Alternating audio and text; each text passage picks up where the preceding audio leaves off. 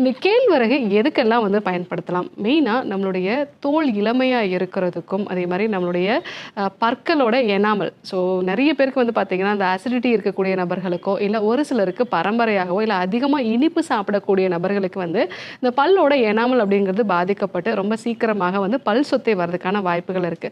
So அந்த மாரி இருக்கக்கூடிய நபர்களும் வந்து இந்த ராகி வந்து தொடர்ந்து எடுத்துக்கலாம். அதே மாரி பல் ஈறுகள் வந்து இந்த சர்க்கரை நோயால பாதிக்கப்பட்டவங்களுக்கு பார்த்தீங்கன்னா, அந்த பல் ஈறுகள்லாம் வந்து பாதிக்கப்பட்டு ரொம்ப சீக்கிரமா வந்து பல் வந்து அந்த ஈறுகள் பலமின்மையாலே கூட வந்து விழறதுக்கான வாய்ப்புகள் வந்து இருக்கு. அதே மாரி ஒரு சிலருக்கு அந்த பல் ஈறுகள் வந்து ரொம்ப ஸ்பாஞ்சியா இருக்கும். அதனால அடிக்கடி வந்து ப்ளீடிங் வரதுக்கான வாய்ப்பு இருக்கு. இது வந்து வைட்டமின் சி குறைபாடுனாலயும் வரும்.